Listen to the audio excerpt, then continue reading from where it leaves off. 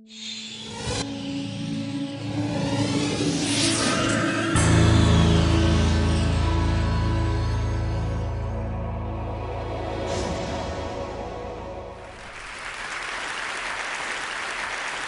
going to speak about corruption, but I would like to juxtapose two different things. One is the large global economy, the large globalized economy.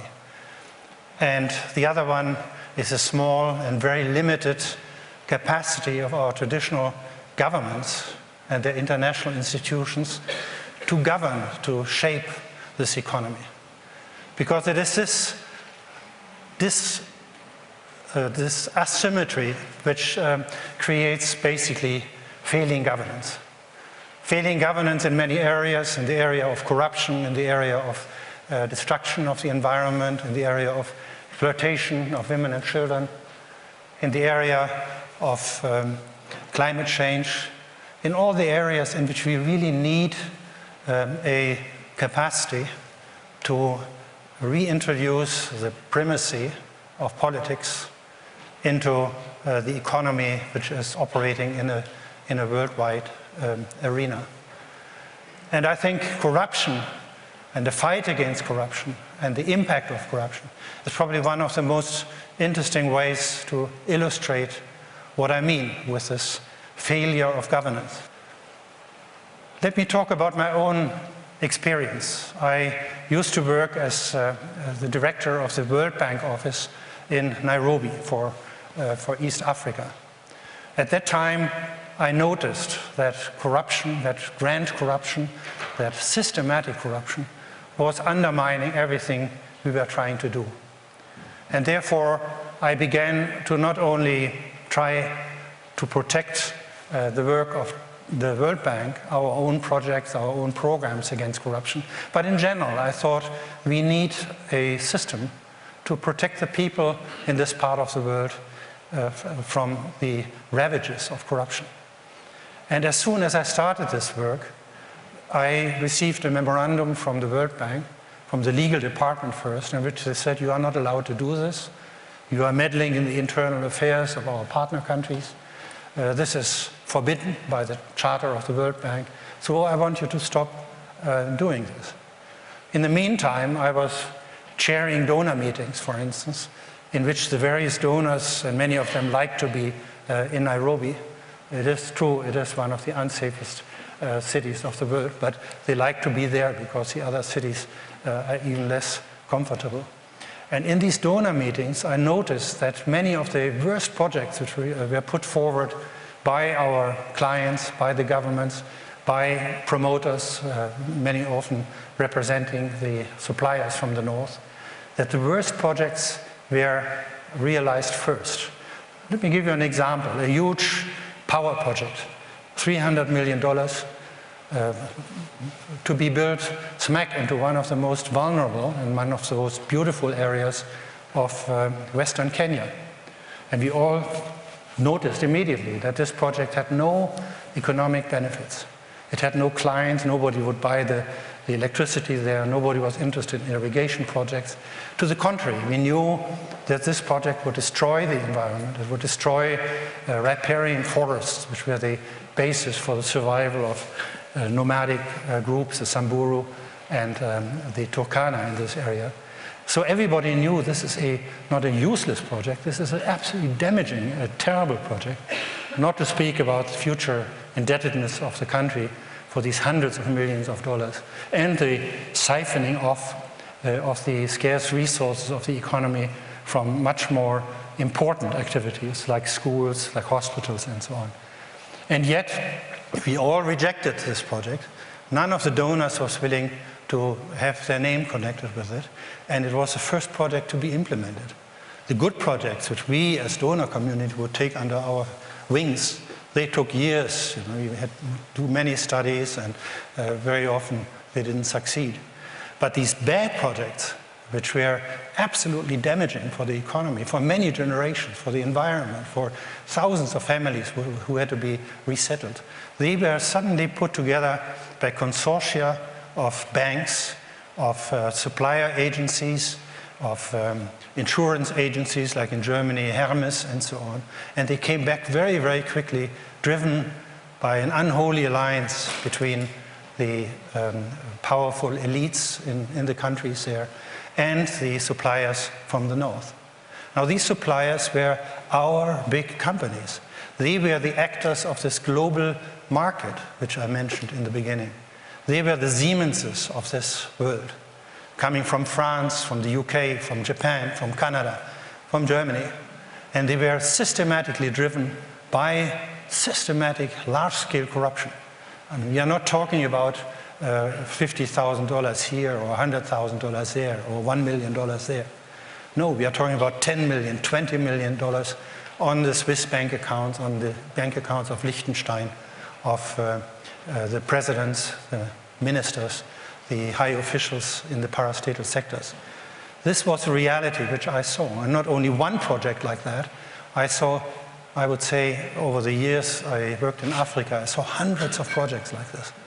And so I became convinced that it is this systematic corruption which is perverting economic policy making in these countries, which is the main reason for the misery, for the poverty, for the conflicts, for the violence, for the desperation in many of these countries.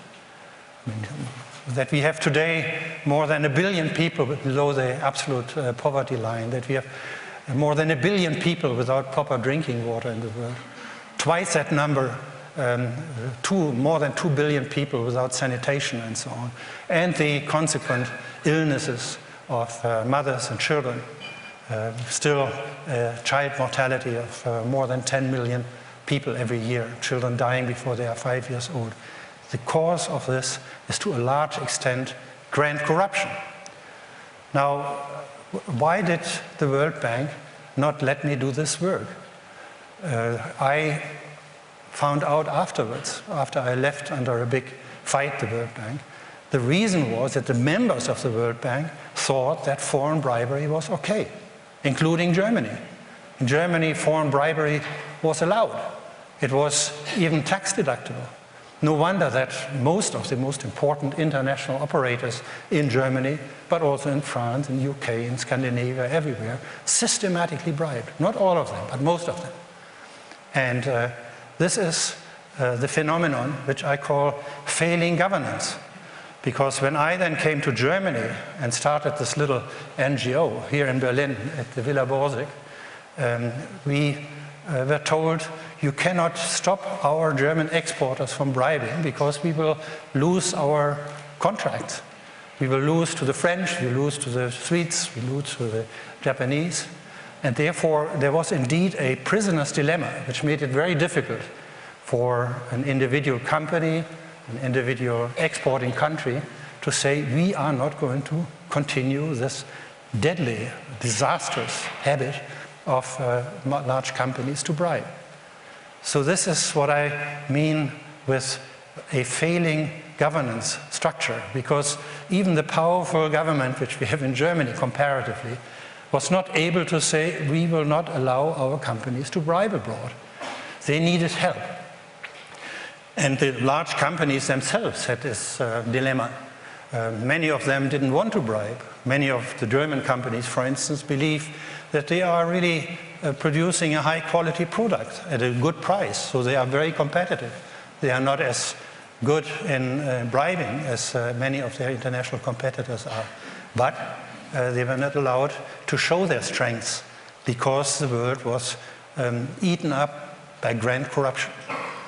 And this is why I'm telling you this. Civil society rose to the occasion. We had this small NGO, Transparency International. We began to think of an escape route from this prisoner's dilemma. And we developed concepts of collective action, basically trying to bring various competitors together around the table, explaining to all of them how much it would be in their interest if they simultaneously would stop bribing. And to make a long story short, we managed to eventually get Germany to sign, together with the other OECD countries and a few other exporters, in 1997, a convention under the auspices of the OECD, which obliged everybody to change their laws and criminalize foreign bribery. This is... Well, thank you. I mean, it's interesting. In doing this, we had to sit together with the companies. We had here in Berlin, in the Aspen Institute on the Wannsee, we had sessions with about 20 captains of industry, and we discussed with them what to do about international bribery. In the first session, we had 3 sessions over the course of 2 years. And President von Weizsäcker, by the way, chaired one of the sessions, the first one to take the fear away from the entrepreneurs who were not used to deal with non-governmental organizations. And in the first session, they all said, this is not bribery what we are doing, this is customary there, this is what these other cultures demand, they even applaud it. In fact, Martin Walser still says this today. And so there are still a lot of people who are not convinced that you have to stop bribing. But in the second session, they admitted already that they would never do this, what they are doing in these other countries, here in Germany or in the UK and so on. Cabinet ministers would admit this. And in the final session, at the Aspen Institute, we had them all sign an open letter to the Kohl government at the time, requesting that they participate in the OECD convention. And this is, in my opinion, an example of soft power, because we were able to convince them that they had to go with us. We had a longer-term time perspective. We had a broader, geographically much wider constituency we were trying to defend. And that's why the law has changed. That's why Siemens is now in the trouble they are in. And that's why MAN is in the trouble they are in. In some other countries, the OECD convention is not yet properly enforced. And again, civil society is breathing down the neck of the establishment. In London, for instance, where BAE got away with a huge corruption case, which the Serious Fraud Office tried to prosecute. 100 million British pounds every year for 10 years to one particular official or one particular friendly country, who then bought for 44 billion pounds military equipment. This case, they are not prosecuting in the UK. Why? Because they consider this as contrary to the security interest of the people of Great Britain. Civil society is pushing. Civil society is trying to get a solution to this problem also in the UK and also in Japan, which is not properly enforcing, and so on. In Germany, we are pushing the ratification of the UN Convention, which is a subsequent convention, where Germany is not ratifying. Why? Because it would make it necessary to criminalize the corruption of deputies. In Germany, we have a system where you are not allowed to bribe a civil servant, but you are allowed to bribe a deputy.